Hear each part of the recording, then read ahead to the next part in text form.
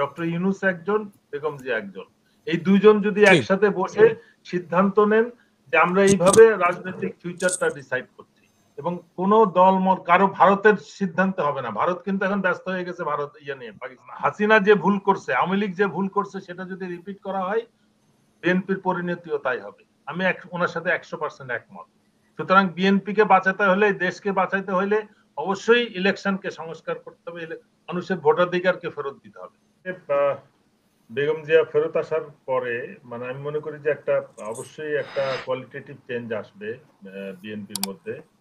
এবং সব থেকে বড় জিনিস হচ্ছে উনি এখন রাজনৈতিক মুরব্বী হয়ে গেছেন বাংলাদেশে, এবং আওয়ামী লীগ পালিয়ে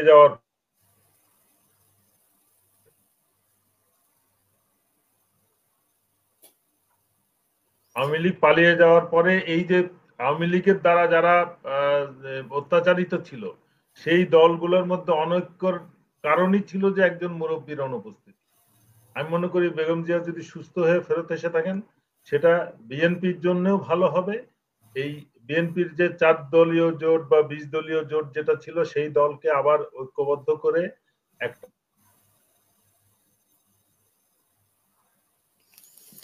আপনাকে শুনতে পাচ্ছি না। বিএনপির যে ঘোষণা আছে, জাতীয় সরকার উচিত আপনার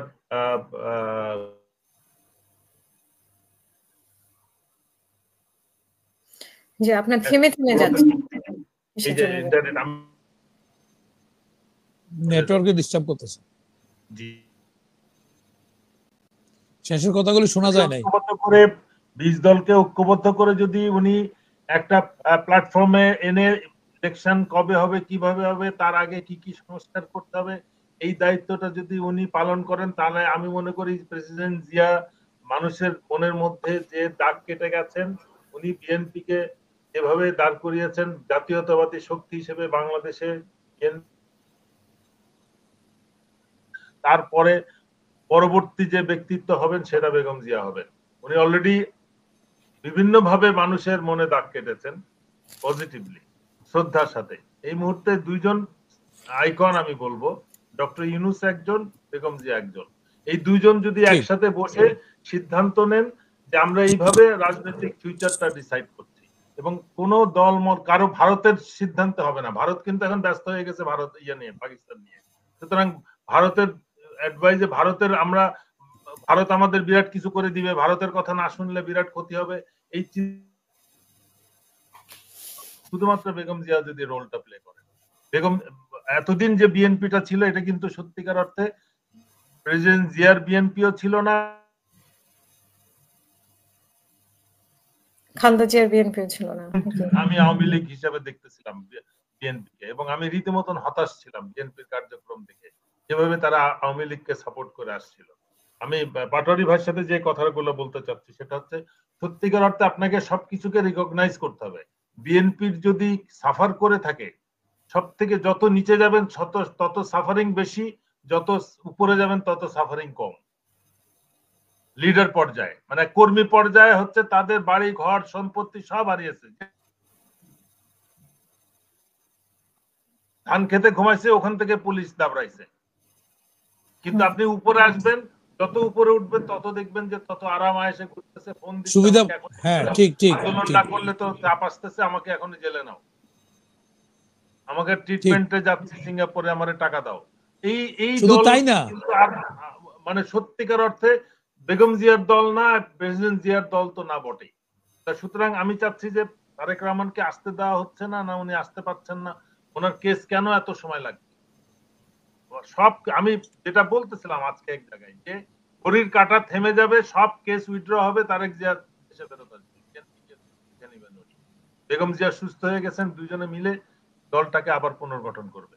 কিন্তু গত 16 বছরে দল যে পর্যায়ে গেছে, বেগম জিয়ার জেলে থাকার কারণে, অসুস্থতার কারণে, সেটাকে অবশ্যই ইলেকশনের আগে এটা সংস্কার করতে হবে। এবং ওনারা তখন বলবেন যে ইলেকশনকে সুষ্ঠু করতে হলে, তারেক রহমান যেটা বলছেন অলরেডি, হাসিনা যে ভুল করছে, আওয়ামী লীগ যে ভুল করছে, সেটা যদি রিপিট করা হয়, বিএনপির পরিণতিও তাই হবে। আমি ওনার সাথে 100% একমত।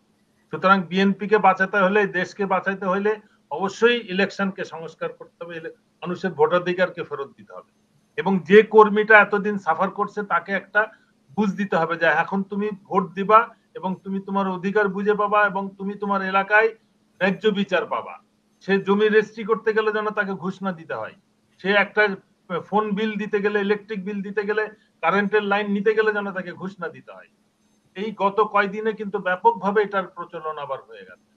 অল্প কিছু লোক বেনিফিট নিচ্ছে, বেশিরভাগ জনগণ, বিএনপির সাপোর্টারও এটার মধ্যে, বিএনপির কর্মী এটার সাথে, বিএনপির ভোটার এটার সাথে ভুক্তভোগী। তারা সবাই কিন্তু এটা নিয়ে চিন্তিত যে পরিবর্তনটা আমাদের জন্য কি নিয়ে আসলো, এত লোক জীবন দিল। এটা কিন্তু কেউ, কোনো বড় বড় নেতা, কোনো রাজনৈতিক দলের বড় নেতা কিন্তু কেউ মারা যায়নি। আমরা একটা পরিষ্কার করে একটা জিনিস, এই জন্য আমরা দুঃসাহস দেখাচ্ছি যে 15 দিনের আন্দোলন সফল হয় নাই। এটা 15 দিনের আন্দোলন না, 15 বছরের আন্দোলন। কিন্তু 15 দিনে এত বেশি সংখ্যক জীবন দিয়েছে, এত বেশি সংখ্যক ছাত্র জনতা কিন্তু এর মধ্যে, জনতার মধ্যে আমাদের দিন মজুর, রিক্সাওয়ালা, কৃষক, এই পর্যায়ে সাধারণ কর্মী, এই পর্যায়ের লোক কিন্তু জীবন দিয়েছে এবং আহত হয়েছে। আমরা কোনো বড় বড় নেতাকে কিন্তু হাসপাতালে ভর্তি হইতে দেখি নাই, অসুস্থ হয়ে কি সররা গুলি লেগেও ভর্তি হইতে দেখি নাই। তাহলে তারা কোথায় ছিল এতদিন? এই সুতরাং এই যারা এটার জন্য, যাদের ত্যাগে হাসিনা পালাইছে এবং আমরা এই পরিবর্তিত পরিস্থিতি, এই স্বাধীনতা ভোগ করতেছি, তাদেরকে অবশ্যই ভালো কিছু দেখাইতে হবে ইলেকশন বলার আগে। এবং আমার বিশ্বাস বেগম জিয়া ফেরত আসার কারণে এটা সম্ভব হবে। উনি যতই বয়স্ক হোক, উনি কিন্তু রাজনীতির একজন মুরব্বী এবং সেই দায়িত্ব উনি পালন করবেন।